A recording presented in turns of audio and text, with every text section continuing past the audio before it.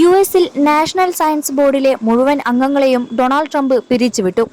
അമേരിക്കയുടെ ശാസ്ത്ര എഞ്ചിനീയറിംഗ് നയങ്ങളിൽ പ്രസിഡന്റിനും യുഎസ് കോൺഗ്രസിനും ഉപദേശം നൽകുന്ന സ്വതന്ത്ര സമിതിയാണ് 1950-ൽ സ്ഥാപിതമായ ഈ ബോർഡ്. പുതിയ ഭരണകൂടത്തിന്റെ നയങ്ങളുമായി സഹകരിച്ചു പ്രവർത്തിക്കുന്നവരെ ഉൾപ്പെടുത്തി ബോർഡ് പുനഃസംഘടിപ്പിക്കാനാണ് വൈറ്റ് ഹൗസിന്റെ നീക്കമെന്ന് കരുതുന്നു. ശാസ്ത്ര സ്ഥാപനങ്ങളുടെ സ്വയംഭരണാധികാരത്തിന് മേലുള്ള കടന്നുകയറ്റമാണിതെന്ന് ഡെമോക്രാറ്റിക് പാർട്ടി അംഗങ്ങൾ വിമർശിച്ചു.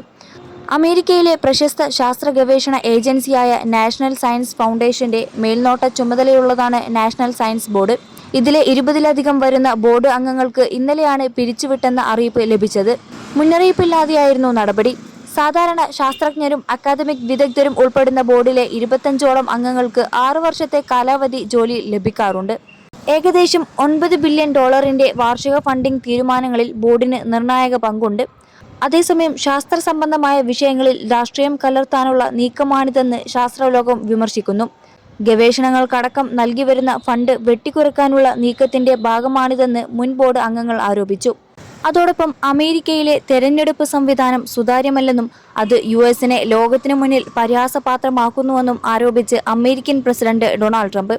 കപടവും മോഷ്ടിക്കപ്പെട്ടതും പരിഹാസ്യവും ആയ അമേരിക്കയിലെ തെരഞ്ഞെടുപ്പ് സമ്പ്രദായത്തിൽ മാറ്റം കൊണ്ടുവരാൻ റിപ്പബ്ലിക്കന്മാരോട് സഹായം അഭ്യർത്ഥിച്ചിരിക്കുകയാണ് ട്രംപ്. ഇതിനായി വോട്ടർമാർക്ക് തിരിച്ചറിയൽ രേഖയും പൗരത്വ തെളിവുകളും നിർബന്ധമാക്കുന്ന സേവ് അമേരിക്ക ആക്ട് നടപ്പാക്കണമെന്നാണ് ശക്തമായ ഭാഷയിൽ ട്രംപ് റിപ്പബ്ലിക്കൻ പാർട്ടി അംഗങ്ങളോട് ആവശ്യപ്പെട്ടിരിക്കുന്നത്. 21 ലക്ഷത്തോളം സന്തുഷ്ടരായ ഉപഭോക്താക്കളും 2 ലക്ഷത്തോളം തിമിര ശസ്ത്രക്രിയകളും പൂർത്തിയാക്കിയ മലബാറിലെ ഏക കണ്ണാശുപത്രി Al Salama eye hospital road, Perinthalmanna. തിരഞ്ഞെടുപ്പ് പരിഷ്കരണത്തിനായുള്ള ട്രംപിന്റെ നീക്കങ്ങൾ ഡെമോക്രാറ്റുകളുടെ എതിർപ്പിനെ തുടർന്ന് നിലവിൽ സെനറ്റിൽ തടസ്സപ്പെട്ടിരിക്കുകയാണ്.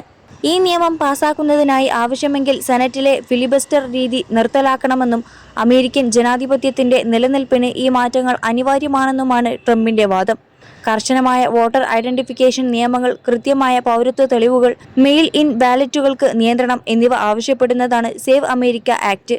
ഓരോ സംസ്ഥാനത്തും വോട്ട് ചെയ്യാൻ അർഹതയുള്ള പൗരന്മാരുടെ പട്ടിക തയ്യാറാക്കാനും പരിശോധിച്ചുറപ്പിച്ച വോട്ടർമാർക്ക് മാത്രം മെയിൽ ബാലറ്റുകൾ അയക്കാൻ യുഎസ് പോസ്റ്റൽ സർവീസിന് നിർദ്ദേശം നൽകാനുമുള്ള ഒരു എക്സിക്യൂട്ടീവ് ഉത്തരവിൽ മാർച്ച് 31-ന് പ്രസിഡന്റ് ട്രംപ് ഒപ്പുവെച്ചിരുന്നു.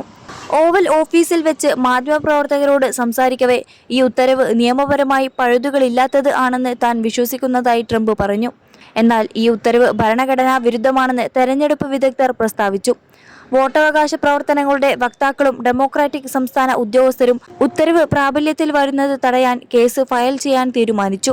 ഏതാണ്ട് 1 വർഷം മുമ്പ് ഒപ്പിട്ട തെരഞ്ഞെടുപ്പുമായി ബന്ധപ്പെട്ട മറ്റൊരു ഉത്തരവ് ഫെഡറൽ ജഡ്ജിമാർ തടഞ്ഞിരുന്നു.